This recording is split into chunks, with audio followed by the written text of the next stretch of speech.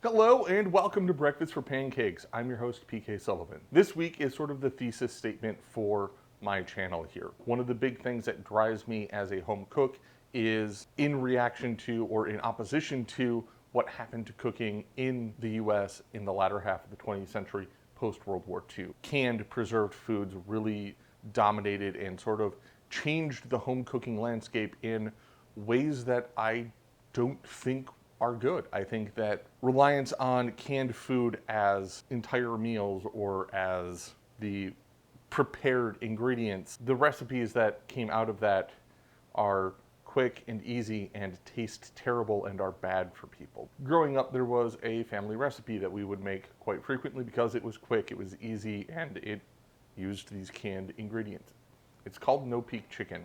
It's a creamy chicken and rice casserole. The original recipe calls for boneless, skinless chicken breast, minute rice, cream of mushroom, cream of celery, Lipton onion soup mix, soy sauce. Basically, it's a giant bomb of salt. And ultimately, while it is creamy and has a really comfort food feel to it, it's just not very good. And it's not very good for you.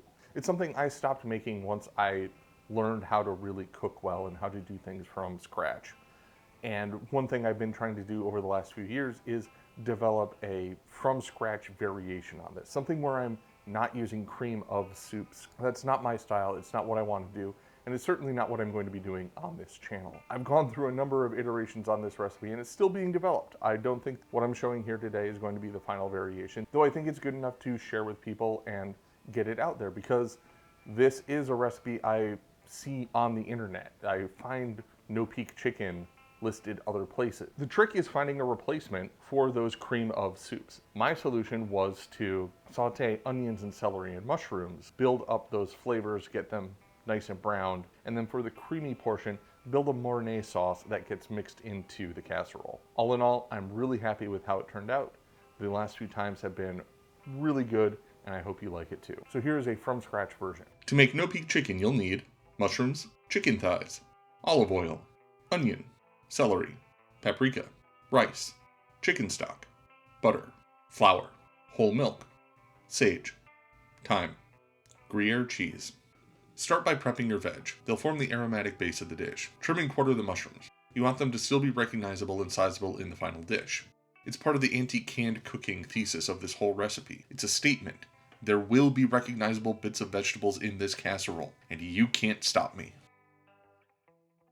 Next up is the onion. You've probably seen people dice an onion a million times. It goes something like this. Cut into it with a few horizontal slices, then cut it pole to pole with vertical slices. Lastly, dice off the bits. Thing is, I don't like this.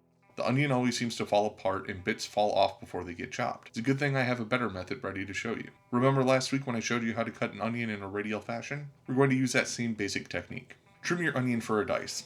Chop it in half, cut off the stem end, and peel the outer layers off. Leave the root end intact. Then make your radial cuts in the onion going as far back toward the root as you can get. Turn the onion 90 degrees and dice off the bits. It's fewer slices, the onion holds together better, and the final product is indistinguishable from the messier technique. Perfection. Now the celery. Chop it into manageable chunks no longer than your knife. Cut each chunk into 3 or 4 sticks depending on how wide your celery is. Then group the sticks and dice them off. Add those to the bowl with the onions. They'll get cooked at the same time. Lastly, mince the sage. This is an herb that I really learned to love once I started cooking with it fresh. The dried stuff overpowers everything. Worse, it makes something taste dusty. I can't tell you the number of times I've been shocked at a restaurant's house-made breakfast sausage because it's nothing but a sage bomb. Ugh. Anyway, mince this up by cutting it into fine ribbons and running your knife through the pile a bunch of times. Doesn't have to be pretty, just minced up fine. We're going to use a little trick to jumpstart cooking the mushrooms. Since they're basically sponges, well, they're already filled with moisture. All we need to do is expel that. Go ahead and microwave them for 4 to 5 minutes on high power. When the microwave beeps, they should have shrunk a good deal and be sitting in a puddle of mushroom liquid. Go ahead and turn that off. What follows next is evidence that this is still a recipe in progress. I did things out of order.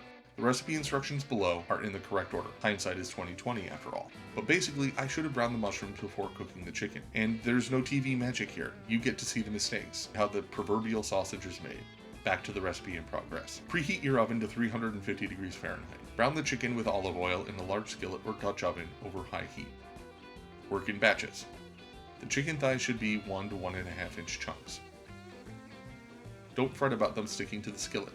That's actually good because all the fond is another huge flavor boost. Fond is the bits of food that stick to the pan and get deeply browned. Browning is the result of the Maillard reaction. It's what's responsible for so many of the flavors we love. It's what sets toast apart from bread and makes crispy golden chicken skin just absolutely delicious. Fond is basically all flavor. It's a good thing. Brown all your chicken and set it aside in a bowl. Don't worry about cooking it all the way through. That'll happen once the casserole gets baked. As I said, I should have started by browning the mushroom. They got stuck on the fond and didn't really get good contact with the pan. Cook them, stirring occasionally, until they browned all over and have shrunk inside. Remove the mushrooms to the same bowl as the chicken. Time to add the veggies. The onions and celery go in all at once. Give them a good pinch of salt, and they'll start sweating profusely. I found that in my enameled cast iron pan, sweating vegetables is enough to deglaze it. You may need to add some additional liquid. If you do that, be sure to completely cook it off before adding the rice in the next step. Speaking of which, add your rice to the pan and stir it to separate the grains. Toasting the rice will help keep the grains distinct in the final dish. It keeps everything from turning to mush. The sauce will hold everything together. Toast the rice for a few minutes until the grains start to go translucent. Then add your chicken stock and bring the pan up to a boil. Once there, back it off to low heat and cover it for 15 minutes. This gives you time to make a quick Mornay sauce. A Mornay is just a bechamel that's had some cheese added to it. Which, good news, a bechamel is super simple. Start by making a roux, equal parts of butter and flour. Melt the butter over medium heat. Once the bubbles subside, whisk in your flour. Stir constantly until the roux is smooth and lightly yellow. This is a blonde roux. A blonde roux has the most thickening power and contributes the least amount of flavor. That's exactly what we want. This should be a white sauce, and the flavor will come from the cheese and herbs. The more roux you add to a sauce, the thicker it will be. Most sauces, a stew for example, will use a roux of 1 tablespoon flour and 1 tablespoon butter for each cup of liquid in the sauce. We want this to be quite a bit thicker, so we're doubling that. The recipe calls for 2 cups of milk, so we're using 4 tablespoons each of butter and flour. That's 60 milliliters or a quarter cup. Stir in the milk 4 ounces at a time, whisking until smooth with each addition. Once all the milk has been added, whisk in the herbs and keep stirring until the sauce is fully thickened. Don't let it boil though, that can scorch the milk. Remove the pan from the heat and stir in your shredded cheese. Always add your cheese off heat and never to a boiling pan or the sauce will probably break. Whisk in the cheese a bit at a time until it is fully melted and incorporated. After simmering for 15 minutes, your rice should be fully cooked. It's time to combine everything. Remove the lid, stir the rice, and add the chicken and mushrooms. Then fold in the Mornay sauce until everything is well combined. The casserole is ready for the oven. If you did this in a Dutch oven or in a brazier like what I use, you can add it directly to the oven. A rectangular casserole dish is a bit more traditional though, so I transfer the whole shebang to one of those before putting it in the oven. It only needs to bake for 25 minutes to cook the chicken.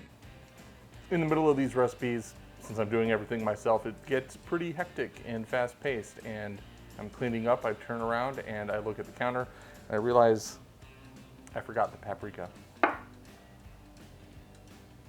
That goes into the onions and celery right before we mix in the rice. Let that toast up just a little bit. Should add a nice sweetness, maybe a little smokiness, depending on if you're using smoked paprika. Anyway, don't be like me. Read your recipe, follow it while you're cooking.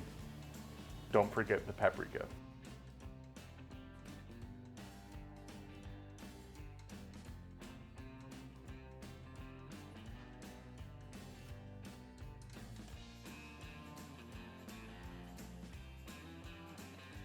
With the casserole out of the oven, give it about 30 minutes to cool before serving.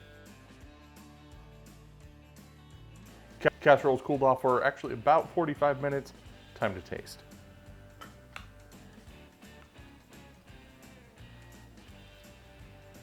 Immediately the aroma is of the Gruyere that we put in the Mornay. This is comfort food. It's a creamy, ooey, gooey, delicious casserole. Something I'd be happy to bring to any community gathering or fundraiser, any potluck dinner going on. What I like about this compared to the canned cream of version, you taste the onions, you taste the celery, the mushrooms, the chicken. Everything is there and present, and it's just a really nice set of flavors. If I wanted to make variations on this, I could change up the flavor profiles with different herbs and spices. I could do something that is a bit spicier, something, you know, actually a little closer to a jambalaya. You could top this with breadcrumbs if you wanted to.